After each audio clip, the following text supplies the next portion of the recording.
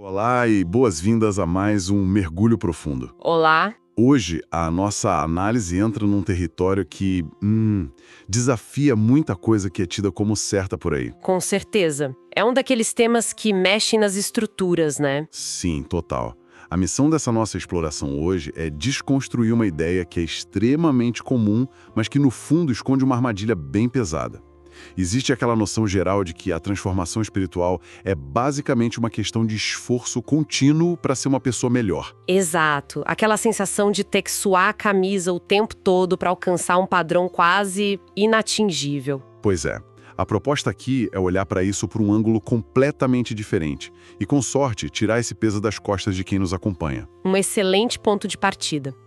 E antes da gente mergulhar de cabeça, vale um aviso importante sobre a bússola que vai guiar o nosso papo hoje. Assim, fundamental. Todo esse nosso mergulho intelectual é baseado num estudo chamado O Novo Nascimento como Início da Restauração.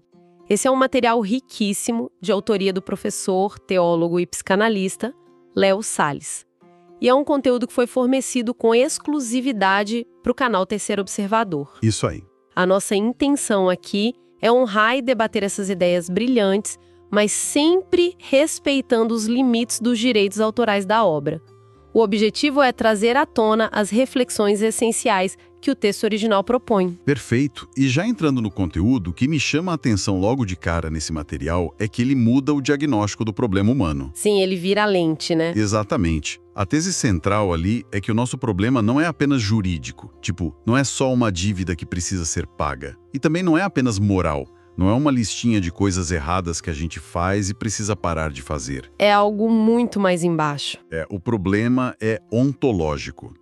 E, para destrinchar isso para quem está escutando, ontológico quer dizer que afeta a própria essência, a natureza da nossa existência. Ou seja, o novo nascimento não pode ser só uma reforma de hábitos, um cursinho de boas maneiras, sabe? Ou uma daquelas resoluções de ano novo que a gente abandona em fevereiro. Isso, não é nada disso. É uma intervenção criadora. É a introdução de uma vida totalmente nova que antes simplesmente não estava lá. E essa distinção muda tudo na forma como a gente entende o processo. Porque, pensa comigo, se o problema fosse apenas moral, um manual de regras bem escrito seria suficiente. A pessoa leria aquilo, ajustaria o comportamento e pronto. Resolvido. Resolvido. E se fosse apenas jurídico, um decreto de perdão emitido por um juiz já matava a charada. Mas, sendo ontológico, significa que a própria estrutura interna do ser humano está desordenada na raiz. Na fábrica, digamos assim. Exato, um defeito de fábrica. Então a salvação, nesse contexto, não pode ser só uma absolvição externa ou um polimento superficial. Ela precisa atingir o núcleo da identidade da pessoa. É uma recriação literal. Nossa, isso faz muito sentido e tira aquele peso esmagador da performance religiosa que tanta gente carrega. E, além disso, explica um fenômeno que a gente vê o tempo todo. O motivo pelo qual tantas pessoas, mesmo depois de terem experiências espirituais genuínas, acabam estagnadas. Aquela velha história de bater no teto e não passar dali? Exatamente. Para entender onde ocorre essa trava, o material nos convida a olhar para a diferença entre o evento e o processo. O texto traz uma analogia do mundo real que ilustra perfeitamente essa dinâmica. É a analogia do nascimento de um bebê. Uma imagem clássica e muito precisa. Nascer é um evento. Acontece num momento específico, é drástico, é irreversível. Mas crescer é um processo longo, cheio de tropeços. Ninguém nasce já adulto, correndo, sabendo falar.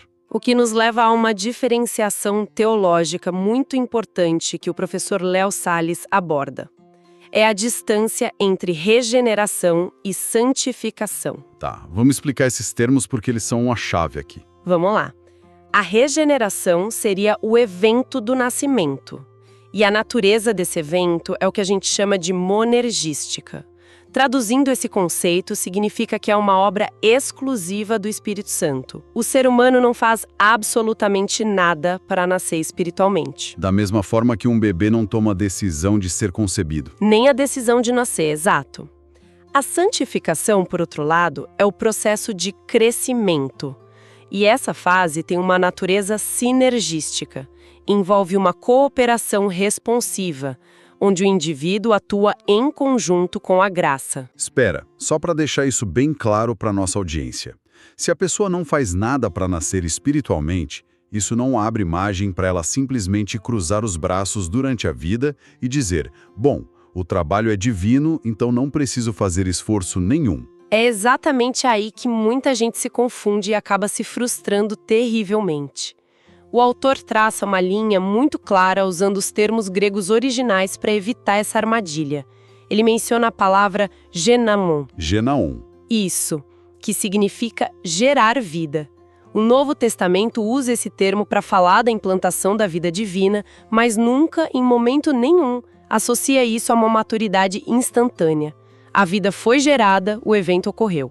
Ponto. Certo. Mas o processo de amadurecimento e de separação progressiva dos velhos hábitos, esse sim exige ação. Esse processo é chamado de agiasmose. Confundir o evento da implantação da vida com um processo contínuo de amadurecimento é o que gera essa expectativa irreal. Aquela expectativa de perfeição instantânea. Exato, ou o oposto, né? A apatia de achar que não é preciso colaborar com o processo já que está tudo garantido. Olhando por esse ângulo, dá para entender melhor o conflito interno que continua existindo na vida de quem passa por esse novo nascimento. A presença daquela natureza caída, que o texto chama de sarx, não evapora da noite para o dia. Longe disso. A grande mudança não é a ausência de lutas, mas o fato de que o domínio absoluto dessa natureza caída é quebrado. A vida nova instaura um novo governo interno.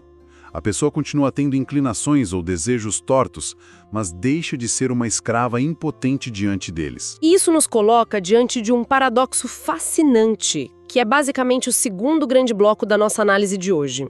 Qual seria? Pensa bem, se houve a geração de uma vida divina, e se esse domínio absoluto das velhas vontades foi quebrado, como a gente explica a imaturidade espiritual crônica? Porque vemos pessoas que estão há décadas num ambiente religioso, mas continuam travadas sem demonstrar evolução real no caráter? Essa é a pergunta de $1 milhão. Se a semente plantada é divina e perfeita, por que a árvore recusa dar frutos ou a crescer? A resposta passa pelo conceito de estagnação prolongada. Uma coisa precisa ficar bem clara: a ausência de perfeição não invalida de forma alguma o novo nascimento. Um bebê que cai dezenas de vezes enquanto está aprendendo a andar continua sendo um bebê perfeitamente saudável. É natural do processo. O problema surge quando temos um adulto que simplesmente se recusa a dar o próximo passo. A estagnação mostra que está havendo uma negligência ativa naquilo que o autor chama de governo do espírito.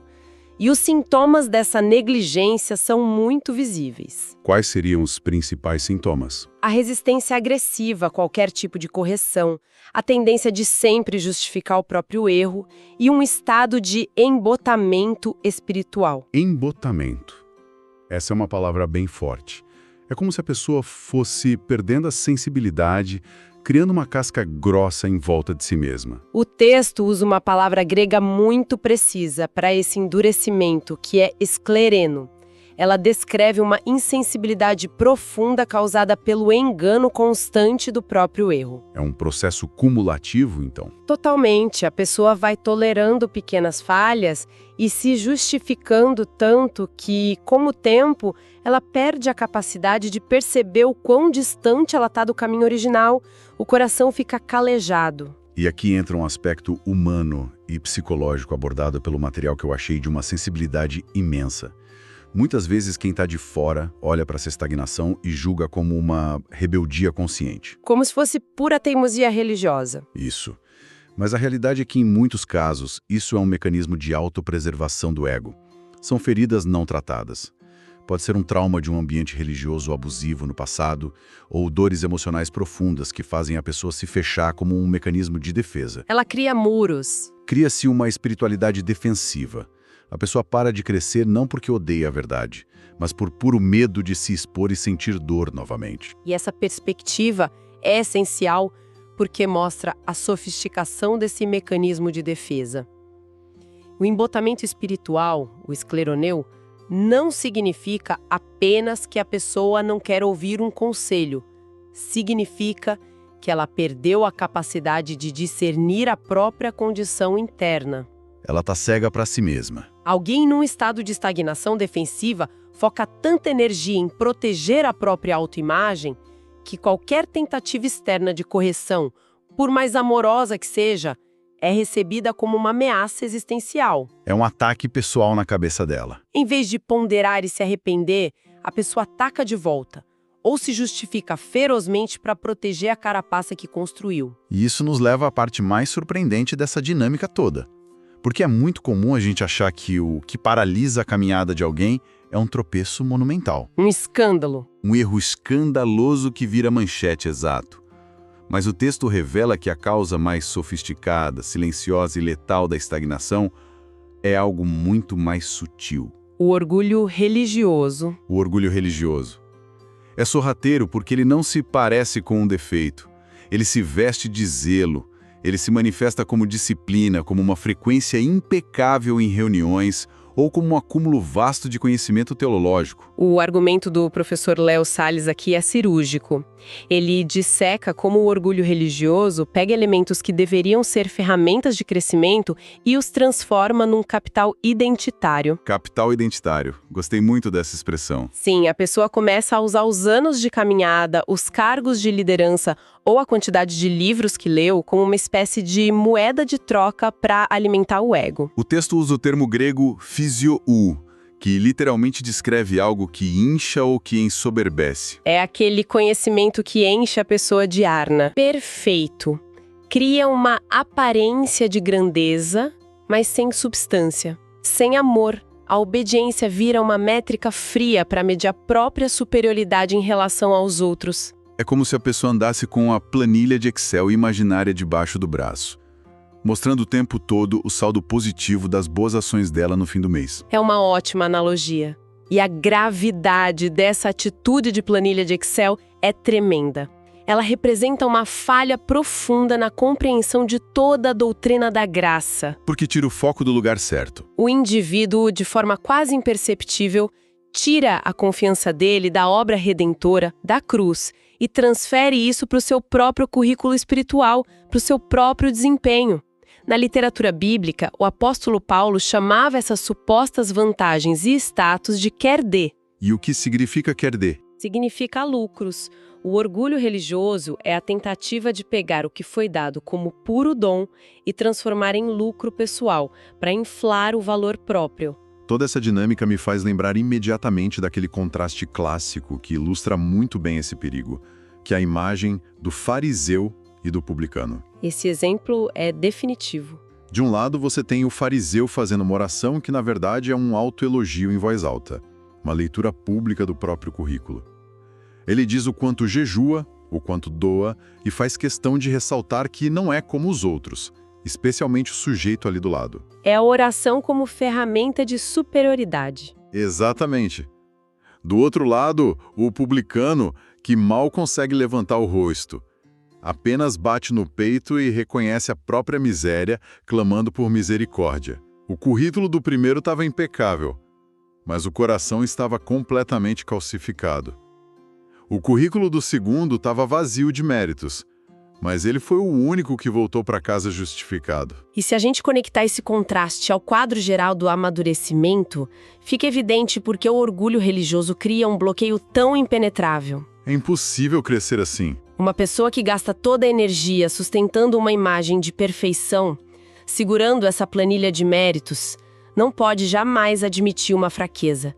E sem admissão da fraqueza, o processo de cura e crescimento simplesmente não acontece. O que nos leva à solução apontada no material. Sim, o material introduz a grande solução estrutural para esse impasse, que é a contemplação contínua da cruz. O impacto de entender a cruz é que ela nivela absolutamente todos os seres humanos. Ninguém chega lá com vantagens, currículos ou créditos acumulados. E é a partir dessa compreensão que o texto aborda o princípio da kenose. Kenose, essa é uma palavra que carrega um peso enorme na teologia. Como a gente pode desempacotar esse conceito de esvaziamento para a vida prática de quem está acompanhando a gente? A quenose é o esvaziamento intencional do próprio ego, um conceito inspirado diretamente no exemplo da trajetória de Cristo. Na prática, é a transição consciente da autossuficiência para uma postura de dependência irrestrita da graça. É importante frisar que a verdadeira maturidade, quando baseada na quenose, não significa que o indivíduo precise fingir que não tem talentos ou esconder as qualidades. Não se trata de falsa modéstia. A questão é a correta atribuição de origem. A pessoa passa a entender com clareza que tudo, absolutamente tudo de bom que ela possui ou realiza, tem origem na bondade divina e não no próprio mérito. E esse esvaziamento liberta o indivíduo para servir e agir sem precisar de aplausos, sem ser refém da validação de terceiros. E libertar-se da necessidade de aplausos é uma virada de chave gigantesca, porque quando a validação externa não é mais o combustível, as críticas também perdem o poder de destruir a pessoa. Fica inabalável, de certa forma. É aí que faz sentido a aceitação daquele famoso espinho na carne, que é mencionado historicamente. Aquele limite pessoal, aquela fraqueza persistente que não vai embora de jeito nenhum. E que a gente tanto pede para tirar. Sim, mas ele passa a funcionar como um antídoto diário e poderoso contra a autoexaltação. É um lembrete constante de que a autossuficiência é uma ilusão. Perfeitamente colocado. Agora, para que esse esvaziamento ocorra de forma saudável e a nova vida ganhe tração, o espírito utiliza o que a tradição e o autor chamam de meios da graça. Não há mágica no crescimento espiritual. Ele ocorre por meio de instrumentos ordinários e acessíveis. Sim, e o material detalha esses instrumentos de uma forma muito prática e palpável. Vale a pena passarmos por eles com calma. Com certeza. O primeiro meio listado é a palavra. E não como um livro de regras para decorar, mas como um espelho. Ela reflete o estado real da alma e ajusta a visão distorcida que temos de nós mesmos. O segundo meio indispensável é a comunidade. E isso confronta diretamente a mentalidade moderna do isolamento. O processo de agiasmos, o crescimento, não acontece no vácuo. Acontece no atrito. No atrito, na convivência. É lidando com as falhas dos outros e tendo as nossas próprias falhas expostas e perdoadas que o caráter é forjado. Sem dúvida, é no convívio que a teoria é testada. Outro meio fundamental abordado é a oração. E, de novo, o texto não trata a oração como uma técnica de persuasão ou uma moeda mágica para conseguir coisas, mas como um exercício contínuo de dependência. Quem ora reconhece que precisa de ajuda. É o esvaziamento em ação. Depois temos os sacramentos, que funcionam como memoriais visíveis. Eles ancoram a fé em algo tangível quando a mente tenta duvidar de tudo. E, finalmente, o texto fala da disciplina formativa. Que é um conceito fascinante. Essa disciplina é descrita com um termo grego maravilhoso, que é paideia. É crucial não confundir isso com um castigo destrutivo. Como se Deus estivesse ali com o porrete na mão esperando a gente errar. Exato, não é nada disso. A paideia é o treinamento amoroso de um pai com um filho. É a correção que visa o alinhamento e o fortalecimento, nunca a destruição da identidade. E dentro desse escopo do treinamento, há um ponto que frequentemente pega as pessoas de surpresa no estudo. Qual é? O papel do sofrimento. Esse é um terreno bem delicado. Como o autor aborda o sofrimento sem cair no erro de romantizar a dor? Ele apresenta o sofrimento como um instrumento redentivo, altamente eficaz, para expor os ídolos internos que estão escondidos. Quando as coisas estão bem, é fácil acreditar que a nossa confiança está no lugar certo. Quando a conta bancária está cheia e a saúde está 100%. Justamente. Mas quando o conforto, a saúde ou a estabilidade são retirados, fica imediatamente claro onde, de fato, o coração estava ancorado. O sofrimento age como um processo de refinamento brutal, mas necessário, que queima as ilusões de controle e gera perseverança genuína. É uma perspectiva intensa, mas que traz muito sentido para os desertos que todos nós invariavelmente atravessamos. E toda essa exploração nos conduz a uma conclusão simplesmente brilhante sobre como medir o sucesso desse processo todo. A verdadeira régua da maturidade. Exato. A verdadeira maturidade não tem nada a ver com alcançar um estágio impecável onde não existem mais falhas. Ninguém deste lado da eternidade chega num ponto de nunca mais errar. Isso seria uma ilusão. A maturidade real é medida por um critério completamente diferente: a velocidade de retorno. A métrica muda completamente aí. O foco sai da ausência de queda e passa para o tempo de recuperação. É genial isso. Uma pessoa em estado de imaturidade, quando confrontada com um erro, ela enrola, cria justificativas complexas, transfere a culpa para o ambiente ou para outras pessoas. Ela tenta salvar a fachada a todo custo. Ela protege a planilha de Excel. Protege a planilha. Já a pessoa que alcançou um nível de maturidade de kenosis, ela confessa rapidamente. Ela abandona a autodefesa de imediato, recalcula a rota e retoma o alinhamento sem perder tempo, protegendo o ego. Essa velocidade de retorno é um termômetro fantástico. É a maior prova de que o coração não entrou naquele estado de esclerenô, de embotamento. A sensibilidade está viva. O radar interno está funcionando. Exato. Quem vive esvaziado não perde dias ou meses tentando maquiar a própria imagem, corre direto para a fonte da restauração. Então, juntando todas as peças do nosso mergulho de hoje, o novo nascimento é apenas a inauguração. O primeiro passo é o rompimento ontológico com o domínio do passado. Mas o alvo dessa vida nova não é apenas ter um status garantido. O grande objetivo é que haja fruto, que haja uma missão voltada para o exterior que impacte o mundo e que aconteça uma conformação contínua e progressiva ao caráter de Cristo. Uma síntese excelente de tudo que conversamos. E, caminhando para o encerramento do nosso espaço, é nosso dever reiterar o reconhecimento ao material que tornou essa discussão riquíssima possível. Com certeza. Toda essa riqueza de conceitos sobre regeneração, a complexidade da santificação, os perigos da estagnação e as armadilhas do orgulho religioso, tudo isso foi integralmente baseado na obra do professor e teólogo Léo Salles. Lembrando, mais uma vez, que este material de estudo foi disponibilizado de forma exclusiva para o canal Terceiro Observador. Importante destacar. A nossa proposta foi, do início ao fim, debater essas ideias com todo o respeito que a obra merece e trazer clareza para a nossa audiência. E acho que entregamos um debate à altura desse material brilhante. Para fechar nossa análise, a ideia não é apenas terminar o programa e seguir a vida como se nada tivesse acontecido, mas deixar uma provocação construtiva para ecoar na mente. Aquele dever de casa. Isso.